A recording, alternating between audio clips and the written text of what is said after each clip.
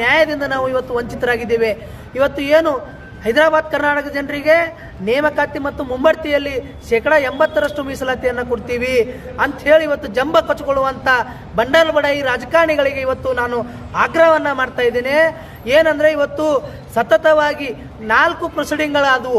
ಏನಂದರೆ ಹೈದರಾಬಾದ್ ಕರ್ನಾಟಕದ ಮುಂಬಡ್ತಿ ನಿಯಮಗಳು ಕಾನೂನು ತಿದ್ದುಪಡಿ ಆಗಬೇಕು, ಹೈದರಾಬಾದ್ ಕರ್ನಾಟಕದ ಜನರಿಗೆ ನೇಮಕಾತಿಯಲ್ಲಿ ಮೀಸಲಾತಿ ಸಿಗಬೇಕು, ಮುಂಬಡ್ತಿಯಲ್ಲಿ ಮೀಸಲಾತಿ ಸಿಗಬೇಕು ಅಂತೇಳಿ ಇವತ್ತು ನಮ್ಮ ಭಾಗದ ಜನಪ್ರತಿನಿಧಿಗಳಿಗೆ ಶಕ್ತಿನೇ ಇಲ್ಲ. ಇವತ್ತು 3 ಪ್ರೊಸೀಡಿಂಗ್ಗಳು 4 ಪ್ರೊಸೀಡಿಂಗ್ಗಳು ಆದರೂ ಕೂಡ ಒಂದೇ ಒಂದು ಪ್ರೊಸೀಡಿಂಗ್ ಕೂಡ ಜಿಯೋ ಆಗಿಲ್ಲ. ಇವತ್ತು ಅಬಕಾರಿ ಇಲಾಖೆಯಲ್ಲಿ ನಾವು ನೋಡ್ಬೋದು, ಏನು 1207 ಹುದ್ದೆಗಳಿಗೆ ಸರ್ಕಾರದಿಂದ ಅನುಮೋದನೆ ಸಿಕ್ಕರೂ ಕೂಡ ಇವತ್ತು ಅಬಕಾರಿ ಇಲಾಖೆ ಆಯುಕ್ತರು ಏನು ಮಾಡ್ತಾರೆ ಅಂದರೆ ಇವತ್ತು ರೂಲ್ 32 ಅಲ್ಲಿ ಪ್ರಮೋಷನ್ ಕೊಡಲಿಕ್ಕೆ ಹೊರಡ್ತಾ ಇದ್ದಾರೆ. ಅದು ಕೂಡ ಅವೈಜ್ಞಾನಿಕವಾದಂಥ ಮುಂಬಡ್ತಿ ನೀಡಲಿಕ್ಕೆ ಹೊರಡ್ತಾ ಇದ್ದಾರೆ.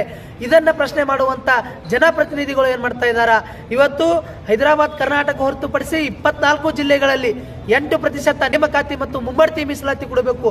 ಅದರ ಬಗ್ಗೆ ಯಾಕೆ ಮಾತಾಡಲಿಕ್ಕೆ ತಯಾರಿಲ್ಲ?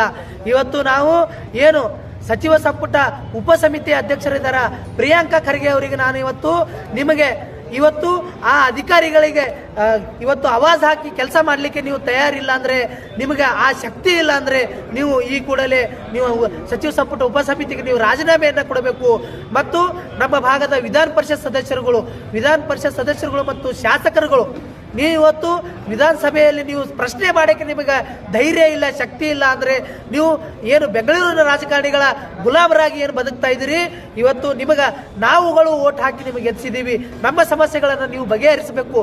ನೀವು ಒಂದು ವೇಳೆ ಈ ಬಜೆಟ್ ಅಧಿವೇಶನದಲ್ಲಿ ಈ ಪ್ರಶ್ನೆಯನ್ನು ಮಾಡಲಿಲ್ಲ, ಹೈದರಾಬಾದ್ ಕರ್ನಾಟಕದ ಜ್ವಲಂತ ಸಮಸ್ಯೆ ಬಗ್ಗೆ ನೀವು ಮಾತಾಡಲಿಲ್ಲ ಅಂದರೆ ಎಲ್ಲ ಜಿಲ್ಲಾಧಿಕಾರಿಗಳ ಕಚೇರಿ ಎದುರುಗಡೆ ನಿಮ್ಮ ಶವ ಸಂಸ್ಕಾರ ಮಾಡುವ ಮೂಲಕ ನಾವು ಉಗ್ರವಾದ ಪ್ರತಿಭಟನೆಯನ್ನು ಮಾಡಬೇಕಾಗುತ್ತೆ ಅಂತೇಳಿ ಈ ಮೂಲಕ ಈ ಭಾಗದ ಎಲ್ಲ ಜನಪ್ರತಿನಿಧಿಗಳಿಗೆ ಎಚ್ಚರಿಕೆ ಗಂಟೆಯನ್ನು ಕೊಡುತ್ತಾ ನೀವು